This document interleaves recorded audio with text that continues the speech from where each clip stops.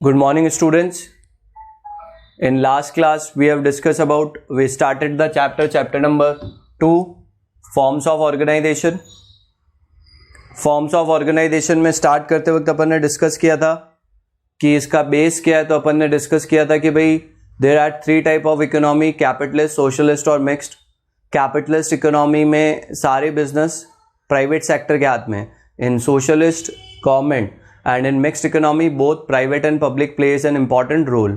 And in India we have the mixed economy. Some business are in private sector and some are in public sector. ठीक है.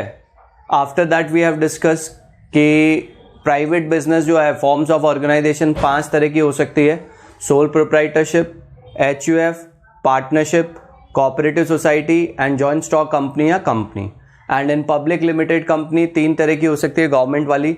Public enterprises, पहला होता है departmental undertaking, statutory corporation, और एक और हमारे लिए हो सकता है जो अपन ने बात किया था गवर्नमेंट कंपनी. ठीक है.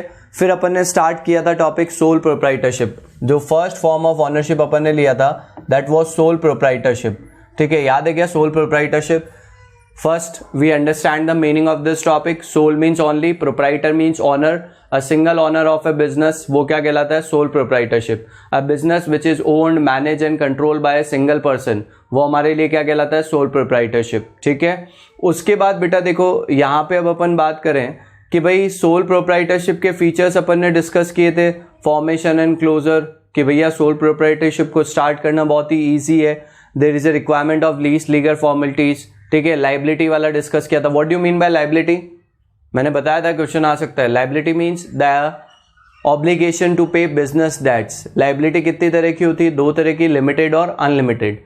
सोल प्रोप्राइटरशिप में लाइबिलिटी क्या होती है? अनलिमिटेड. रीजन फॉर दैट, जो लास्ट पॉइंट अपन ने लिखा था, सेपरेट एंटिटी. क्योंकि बिजनेस और बिजनेसमैन की सेपरेट एंटिटी नहीं होती है इन case of sole proprietorship. That's why वहां पे लाइबिलिटी उसकी क्या होती है बेटा? अनलिमिटेड होती है. Now we will discuss about merits and limitations of sole proprietorship. In today's class we will discuss about merits and limitations of sole proprietorship. अब sole proprietorship के merits and limitation की जब बात करते हैं तो पहला merit आता है बेटा quick decision making. Quick decision making. अब इसके लिए याद हो तो आपने एक फीचर डिस्कस किया था बेटा अपन ने, इफेक्टिव कंट्रोल. आई होप कि एवरीबडी रिमेंबर्स दैट. क्योंकि sole proprietor is a single person who owns the business. He does not need to discuss or consult with any other before taking any decision. क्योंकि वो अकेला मालिक है तो उसको किसी और से पूछने की जरूरत नहीं है. तो इसीलिए क्या था? Effective control. और वही इसका फर्स्ट मेरिट बना है क्विक डिसीजन मेकिंग. क्यों? क्योंकि sole proprietor is a single owner. He does not need to consult others before any decision. That's why quick and timely decisions can be taken. मान लो जैसे partnership है, 4 जने partner हैं, वो बिजनेस कर रहे हैं, तो एक अकेला जना कभी डिसीजन नहीं ले सकता, उसको चारों से पूछना पड़ेगा. It will take lot of time. But in case of sole proprietorship, because a single person is there, so he can make a quick decision. So first merit of sole proprietorship is quick decision making, taken from the feature effective control. Second one is confidentiality of information.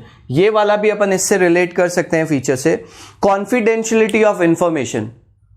confidentiality means what? कि उस information के बारे में ज्यादा जनों को पता नहीं है. इंफॉर्मेशन जो है वो सीक्रेट है. As in sole proprietorship there is a single owner. He does not need to share the information with all persons. And in case of sole proprietorship जो लीगल फॉर्मेलिटीज है गवर्नमेंट की वो भी काफी कम है. तो that's why there remains a secrecy और confidentiality of information in case of sole proprietorship. In case of sole proprietorship, the person means the owner does not need to share the information with others. That's why there remains a confidentiality of information in sole proprietorship. Next come direct incentive. What do you mean by incentives? Incentives मतलब होता है जैसे जो भी salaried person है job में, उनको पता है उनको क्या मिलते हैं? इंसेंटिव्स मिलते हैं. इंसेंटिव्स मतलब जो आपकी हम लोग बात करें कि मेहनत के बदले आपको दिया जाता है सैलरी वगैरह, उसी तरह का ये हमारे लिए क्या कहलाता है, incentives. Direct incentive, why we are talking about direct incentive? In case of sole proprietorship you will directly reap the benefit of your efforts. Means आप जितनी मेहनत करोगे उतना बेटर और उतना अच्छा रिजल्ट आपको मिलेगा. Like if we talk in case of job, आप कितने भी अच्छे एफर्ट डालो, कितना भी अच्छी कोशिश करो, you put your 100% in that, but at last you will receive your fix salary. उसमें आपको कुछ एडिशनल मिलना नहीं है. But in case of sole proprietorship, मेरा एक बिजनेस है, मैं 4 घंटे काम कर रहा हूं तो उतना ही कमाऊंगा. अगर मैं अपने 8 घंटे उस बिजनेस में दे रहा हूं, बिजनेस को एक्सपांड कर रहा हूं, तो my earning will directly increase. Means what, as much as I will put my efforts, मेरी अर्निंग उतनी ही ज्यादा बढ़ेगी. तो that is direct incentive. As much as you will put the efforts, you will reap the benefit of that. Next comes ease of formation and closure. क्या था ये ease of formation and closure वाला बेटा? याद है क्या? First topic, first feature था formation and closure, कि भैया सोल प्रोप्राइटरशिप को स्टार्ट करने के लिए बहुत ही कम लीगल फॉर्मेलिटीज रिक्वायर्ड होती है. बहुत ही कम लीगल फॉर्मेलिटीज से आप इसको स्टार्ट कर सकते हो. As easy as it is easy to start, same it is easy to close. जितना आसान इसको स्टार्ट करना है, उतना ही आसान इसको क्या करना होता है, क्लोज करना होता है. मैंने शॉप ओपन की, 6 महीने चला के देखा, नहीं समझ में आया तो मैं उसको बंद कर सकता हूं. तो सोल प्रोप्राइटरशिप, एक बुक में 5th और आपको दे रखा है सेंस ऑफ अकम्प्लिशमेंट, उसको अपन नहीं करेंगे. Will go with the 4 merits. तो what are the merits of sole proprietorship? As I told you in the last video also, in BST, from definition we will draw out the features, and from features we will draw out the merits and limitation. तो पहला feature जो था formation and closure, वो उसका merit हो गया. अपन ने बात किया था कि भैया लीस्ट फॉर्मेलिटीज रिक्वायर्ड है, that's why it's an merit. तो what are the benefits of sole proprietorship? There are 4 benefits of sole proprietorship. What are that? First is quick decision making. Why quick decision making? Because single owner is there. ठीक है, मेरी shop है, अभी तक मैं मान लो कि FMCG product में डील कर रहा था. अब मैंने कहा यार कुछ मैं गारमेंट्स भी रखना चाहता हूं, तो क्योंकि मैं खुद अकेला ओनर हूं तो मुझे और किसी से पूछने की जरूरत नहीं है. मेरे मन में आया, मैंने डिसाइड किया और वो काम कर लिया. But in case of other forms of ownership ऐसा पॉसिबल नहीं है. Second one, confidentiality of information. I hope it is clear. Because single owner is there, he does not need to share the information with anybody else. That helps to keep the information confidential. Third one, direct incentive. As much as you will put the efforts, you will reap the benefit. वो जो था ना sole risk bearer and profit recipient feature, उसी से कि जितनी मेहनत करोगे आपको उतना ही मिलेगा, आपको किसी और के साथ बांटने की जरूरत नहीं है. Ease of formation and closure. So I hope the merits are clear here. Now let's talk about the demerits of sole proprietorship. Like every coin have 2 sides, same way if there is merit, there will be demerits also. First demerit is limited resources. Limited resources. In sole proprietorship, we have limited resources. Why limited resources? Because a single person will start the business from its own resources. And you will find that banks also hesitate to provide loan to a sole proprietor. बड़ी बड़ी कंपनियों को तो करोड़ों का loan दे देते हैं, वो चाहे डूब भी जाए. बट एक छोटा दुकानदार जाए ना तो उससे बहुत सारी फॉर्मेलिटीज मांगते हैं, इजीली लोन नहीं देते हैं. और एक अकेला जना जब बिजनेस स्टार्ट कर रहा है तो he will put the savings, या उसके पास जितनी कैपिटल है वो उतनी लगाएगा. अब मैं कहूं कि सर मेरी वर्थ 1 करोड़ है, ठीक है, और किसी की वर्थ 5 करोड़ है, तो उसके तो ज्यादा हो गए, मेरे कंपैरिजन में ज्यादा है. बट मान लो यही अगर 2 जने बिजनेस स्टार्ट करते हैं एज ए पार्टनरशिप, तो वर्थ क्या होती, बढ़ जाती. तो in sole proprietorship there is a limited resources. Second one is limited life. अपन ने बात किया था लाइफ स्पैन ऑफ बिजनेस, ठीक है, लैक ऑफ कंटिन्यूटी वाला feature. Because a single owner is there, so is death, insanity, insolvency will directly affect the business. तो वही है, क्योंकि सिंगल ओनर है तो उसकी डेथ, उसकी इंसैनिटी, उसकी इंसॉल्वेंसी बिजनेस को डायरेक्टली इंपैक्ट करेगी. इस कारण in sole proprietorship we have limited life. Next one is unlimited liability. पहला फीचर था, दूसरा फीचर था लाइबिलिटी वाला, याद है ना? क्या? Liability refers to obligation to pay business debt. Liability का मतलब क्या होता है? Obligation to pay business debt. और in case of sole proprietorship we have unlimited liability. Why unlimited liability? क्योंकि there is no separate entity. जो business है owner के नाम से ही चलता है, जो भी एसेट्स होती है वो भी ऑनर के नाम से आती है. That's why in case of sole proprietorship we have unlimited liability. What refers to unlimited liability? If business assets are not sufficient to pay business debts, personal assets of the owner will be used to pay the business debts. Unlimited liability का meaning क्या है बेटा?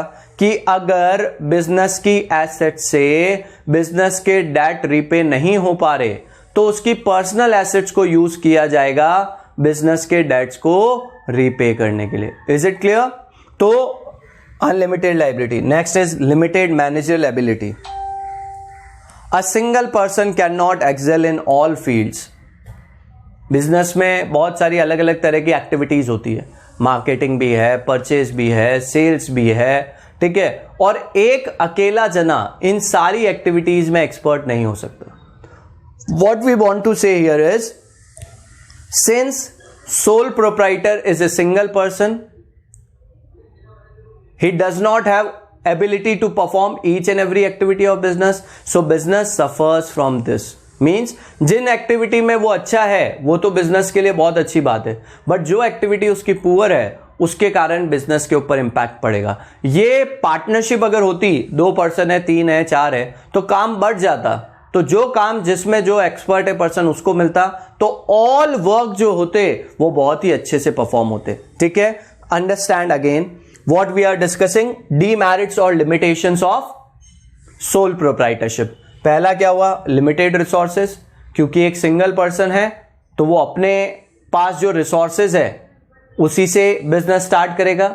And as we discuss, banks also hesitate to provide them loans. That's why the biggest limitation of sole proprietorship is there is a limited resources. Second one comes limited life, lack of continuity. Because sole proprietor is single owner, so his death, insanity or insolvency will directly impact the business. ठीक है. Third one is unlimited liability. Liability का meaning clear? Liability refers to obligation to pay business debt, and sole proprietor have unlimited liability. What is the reason of unlimited liability? ध्यान रखने के लिए, no separate entity. Next one is limited managerial ability. Is it clear? तो this completes our sole proprietorship part. Define हो गया, फिर अपन ने features पढ़ लिए, then we have discussed about the merits and limitation. Second form of ownership come HUF, Hindu Undivided Family या Joint Hindu Family Business. Hindu Undivided Family या Joint Hindu Family Business. What is HUF here means? A business which is owned, managed by a joint Hindu family. ये तो इसका meaning आपको ध्यान रखना है. क्या? HUF या joint Hindu family business means what? एक ऐसा बिजनेस जिसको एक हिंदू अनडिवाइडेड फैमिली मिलकर चलाती है. And HUF we include Sikh, Buddhist, Jain, ये कम्युनिटी आती है. अगर मोमडन चाहे कि वो HUF के अंदर कर सके, क्रिश्चियन चाहे तो ऐसा पॉसिबल नहीं है. जैसे कि हम लोग अगर बात करें, अलग अलग लॉज हैं, तो उसी तरह से हिंदूज के लिए एक हिंदू लॉ या हिंदू सक्सेशन एक्ट है, उसमें प्रोविजन है किसके बारे में? HUF या जॉइंट हिंदू फैमिली बिजनेस. कि एक जॉइंट फैमिली है, पिताजी थे, उन्होंने बिजनेस स्टार्ट किया, उनके 3 बेटे हैं और वो तीनों बेटे उसी बिजनेस को चला रहे हैं, और 3 के वापस बेटे हैं, वो भी उसी बिजनेस में लगे हुए हैं. तो वो हमारे लिए क्या कहलाएगा बेटा? HUF, joint Hindu family business. ठीक है. तो a business which is owned and managed by a joint Hindu family is known as HUF या joint Hindu family business. अब अपन ने बात किया था कि अपन 3 वर्ड को डेफिनेशन में शामिल करेंगे, owned, managed, controlled. याद है ना बेटा? तो यहां पे समझना, a business which is owned and managed by a family ठीक है, ओनर होंगे और मैनेज तो कौन करेंगे, काम कौन करेंगे, पूरा family, all family members, but control by head of family known as karta. समझना वापस बेटा,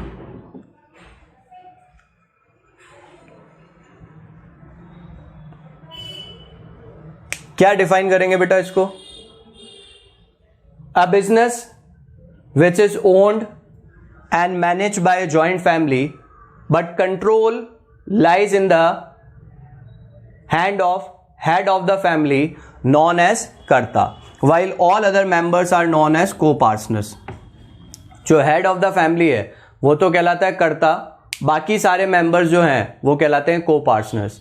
जो हेड ऑफ द फैमिली है वो तो कहलाता है कर्ता और बाकी सारे मेंबर्स क्या कहलाते हैं, को-पार्टनर्स। तो मालिक सब हैं, चलाते सब हैं, बट कंट्रोल यानी डिसीजन मेकिंग जो राइट है वो सिर्फ हेड ऑफ द फैमिली के हैंड में होता है और उस हेड को बोला जाता है कर्ता। क्या बोला जाता है, कर्ता। और बाकी सारे मेंबर्स क्या कहलाते हैं, को-पार्टनर्स। तो what do you mean bye HUF, define it, a business which is owned and managed by a joint Hindu family but control lies in the hand of head of the family known as karta, while all other members are known as co-partners, and HUF is governed by Hindu Succession Act और Hindu law। Is it clear?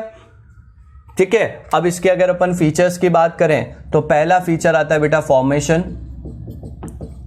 तो to form HUF को form करने के लिए there is a requirement of at least 2 members and there must be ancestral property inherited by them. कम से कम 2 जने होने चाहिए और उनके पास अपनी पैतृक संपत्ति होनी चाहिए, उसी से HUF फॉर्म हो सकता है। ठीक है, फॉर्मेशन में क्या है, to form HUF minimum number of member required is 2। ठीक है, और मैक्सिमम कितने चाहिए होते हैं HUF में बेटा, तो हम लोग कहते हैं कि मिनिमम 2 और मैक्सिमम 3 सक्सेसिव जनरेशन। नंबर्स नहीं है कि 5 होंगे, 10 होंगे, 15 है, 3 सक्सेसिव जनरेशन, दादाजी, पिताजी, बेटे, अब वो चाहे 10 हैं चाहे 15 है, 3 जनरेशन तक एक HUF का पार्ट हो सकते हैं। ठीक है, तो formation, to form HUF minimum 2 members are required and there must be ancestral property inherited by them। Second comes liability। यहां मैरिड भी बनेगा और डीमैरिड भी।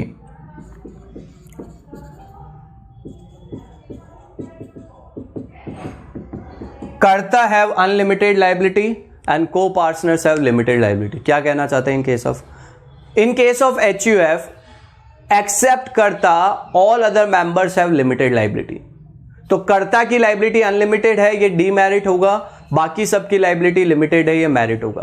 तो लाइबिलिटी क्या है, तो in case of HUF except karta all other members have limited liability. ठीक है, थर्ड कम्स कंटिन्यूटी।